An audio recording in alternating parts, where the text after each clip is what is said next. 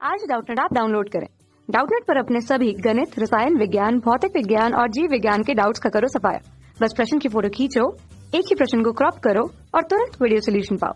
अभी डाउनलोड करें। हेलो दोस्तों, हमारा प्रश्न है अनुनाद नली की सहायता से ध्वनि का वेग ज्ञात करने के लिए प्रयोग का वर्णन निम्न शीर्षकों के अंतर्गत कीजिए।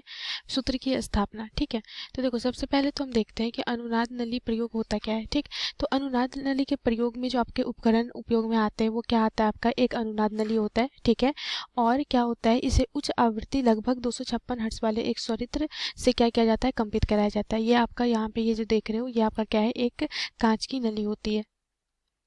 ठीक है, ये कांच की नली होती है जिसमें क्या किया जाता है, एक स्तर तक इसमें पानी भरा जाता है और इससे एक आपका क्या यहाँ पे कनेक्टर आता है, आपका स्पिरिट लेवल रहता है। ठीक है, तापमापी। इससे क्या, ये आपका क्या है, ये तापमापी है और यहाँ से ये आपका एक कुंड क्या रहता है, यहाँ पे कनेक्टेड रहता है। ठीक, यहाँ पे आप क्या करते हो कि एक स्वरित्र आवृत्ति, मान लो कि ये स्वरित्र की आवृत्ति कितनी है, F1 है। ठीक है, तो क्या होता है कि जैसे ही आप यहाँ क्या करते हो, पानी भरते हो, तो यहाँ से इस कुंड की मदद से, ये आपका क्या है, कुंड की मदद से, ठीक है, ये कुंड में भी क्या रहता है, आपका पानी भरा हुआ रहता है। तो यहाँ से आप इस कांच की जो नली लगी हुई है, इसकी जो इसमें जो पानी भरा हुआ रहता है, इस पाइप के द्वारा, ठीक है, आप इसे क्या कर सकते हो, इस स्तर को घटा सकते हो और बढ़ा सकते हो। ठीक है, और इसके कारण क्या होता है कि जो आपका वायु स्तंभ होता है, ठीक है, उसकी लंबाई क्या होती है, बदल जाती है। ठीक है, अब जिसकी सहायता से हम क्या करते हैं, ये जो आपका स्केल लगा हुआ है, ठीक है, ये आपका स्केल जो है, इससे आप क्या करते हो कि ये पानी की स्तर की लंबाई कितनी है वो आप ज्ञात करते हो। ठीक है, तो पहली स्थिति में क्या होता है कि देखो ये जो आपका यहाँ पे नली लिया गया है, ठीक है, ये क्या है आपका, इसमें आपने क्या कर दिया है, यहाँ पे पानी भरी हुई है। ठीक है, और जब यहाँ पे आप स्वरित से इसे कंपित कराते हो तो ये जो ध्वनि होता है, ये यहाँ पे आपका जो जल यहाँ पे रहता है उसमें क्या करता है, ये कंपन उत्पन्न करता है। ठीक है, कंपन उत्पन्न करने से क्या होता है कि इसे अनुनाद नली कहने का मतलब है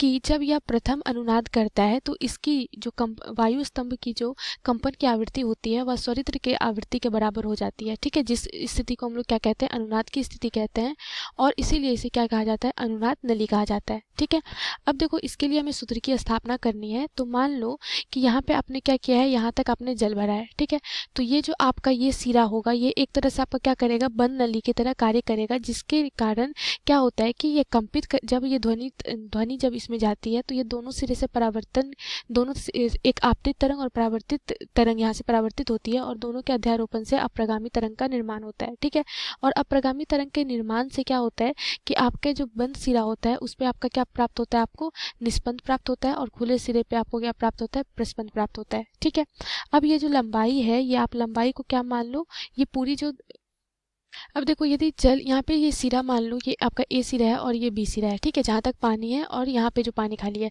ये इतनी दूर की जो लंबाई है वो अगर आप L1 मान लो, ठीक है, तो अप्रगामी तरंग में एक निस्पंद से एक प्रस्पंद की बीच की दूरी कितनी होती है, लैम्डा बाय 4 के बराबर होती है। ठीक है, तो यहाँ से आप L1 की लंबाई क्या लिख सकते हो, अप्रगामी तरंग दैर्घ्य के रूप में λ1 बराबर क्या हो जाएगा, आपका लैम्डा बटा L1 बराबर क्या हो जाएगा, आपका λ/4 के बराबर। ठीक है, अब क्या करते हैं आप, ये तो आपकी पहली स्थिति होगी। अब क्या करते हैं, इस कुंड को धीरे धीरे क्या करते हैं, नीचे की तरफ खिसकाया जाता है, जिससे कि नली में, ये जो आपकी नली है उसके तल को क्या करता है, वो पानी का जो स्तर होता है वो नीचे और ऊपर की तरफ खिसकता है। ठीक है, पुनः क्या होता है, अधिकतम तीव्रता की ध्वनि आपको प्राप्त होने के लिए नली में जल का को क्या किया जाता है, समंजित किया जाता है। ठीक है, अब दोबारा क्या किया जाता है, तीव्र ध्वनि के लिए इसे फिर से समंजित किया जाता है इस स्तर को, जिसे हम लोग क्या कहते हैं, अनुनाद की द्वितीय स्थिति कहते हैं। ठीक है, ये आपकी क्या है, अनुनाद की पहली स्थिति।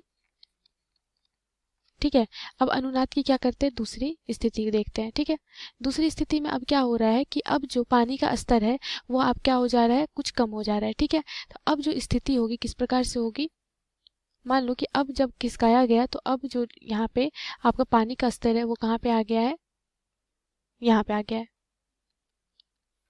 ठीक है, ये ए सिरा हो गया, बी सिरा हो गया, दूसरी स्थिति हम ले रहे हैं। तो अब जो अप्रगामी तरंग बनेगा किस प्रकार से बनता है, तो देखो ये आपका ये इस तरह से बनेगा। ठीक है, और यहाँ पे हमेशा आपको क्या मिलेगा, प्रस्पंद मिलेगा और ये सिरा पे निस्पंद मिलेगा और बीच में आपको एक और निस्पंद मिलेगा। ठीक है। इस प्रकार से ये क्या आ गई, आपकी दूसरी स्थिति आ गई अनुनाद की। तो अब यहाँ पे जो ये लंबाई है वो आप क्या मान लो, ये अब लंबाई आपकी L2 है। तो अब देखो यहाँ पे क्या होगा, एक निस्पंद से एक प्रस्पंद की जो दूरी होती है वो कितनी हो गई, λ/4 के बराबर, और दो क्रमागत निस्पंद या प्रस्पंद के बीच की दूरी λ/2 होती है। तो L2 बराबर आप क्या लिखोगे, λ/4 जोड़ λ/2 के बराबर, ठीक है। तो ये आपका क्या आ जाएगा यहाँ से, लैम्डा जोड़ 2 λ/4। तो आपका L2 बराबर कितना आ गया, 3 λ/4 के बराबर, ठीक है। L2 भी आपका निकल गया। अब क्या कर दो, इसे समीकरण 1 मानो और इसे समीकरण 2 मानो, ठीक है। इसी प्रकार आप क्या करोगे, फिर अस्तर को अगर कम करते जाओगे तो उसके लिए भी आपकी जो ये विधाएं हैं वो क्या होती जाएगी, बनती जाएगी, ठीक है। पहली विधा आप क्या होती है, आपकी मूल विधा होती है, और दूसरी जो स्थिति हम ले रहे हैं वो आपका प्रथम अधिस्वरक या फिर क्या होता है, आपका तृतीय सनादि होता है, ठीक है। तो अब यहाँ पे अगर समीकरण 1 और 2 को आप माइनस करो तो L2 माइनस L1 अगर आप करोगे तो ये आपको क्या मिल जाएगा, 3 λ/4 माइनस क्या हो जाएगा, λ/4, तो ये हो जाएगा 2 λ/4 के बराबर, ये हो जाएगा λ/2 के बराबर, ठीक है। तो यहाँ से आप अगर लैम्डा निकालोगे तो लैम्डा बराबर क्या हो जाएगा, 2 × L2 माइनस L1 के बराबर, ठीक है। अब अब यहाँ पे देखो ये क्या है आपका, अगर आप क्या करो कि यदि कमरे के ताप पे मतलब T डिग्री सेल्सियस पर अगर वायु में ध्वनि की चाल आप V मानो तथा स्वरित्र की आवृत्ति हमने क्या मानी थी, यहाँ पे F1 मानी थी, तो इसे F मान लो, ठीक है। स्वरित्र की आवृत्ति क्या मानी थी हमने, F, ठीक है। तो आप क्या करते हो, V बराबर आपका क्या होता है, ध्वनि की जो चाल होगी नली में वो क्या हो जाएगा आपका F लैम्डा के बराबर, ठीक है। तो V बराबर आपका क्या हो जाएगा, F, ठीक है, इंटू लैम्डा का मान कितना निकाला है आपने, 2 × L2 माइनस L1 के बराबर, ठीक है। ये आपका क्या आ गया, N into F into 2 × L2 minus L1 के बराबर, ठीक है। यही जो आपका सूत्र होता है, इसी सूत्र से आप क्या कर सकते हो, ध्वनि के वेग को निकाल सकते हो अनुनाद नली में, ठीक है। धन्यवाद। कक्षा 6वीं से 12वीं से लेकर नीट, IIT, JEE वो एडवांस के लेवल तक 1 करोड़ से ज्यादा छात्रों का भरोसा। आज ही डाउनलोड करें डाउटनेट ऐप या व्हाट्सएप करें अपने सारे डाउट्स 8400 400 400 पर।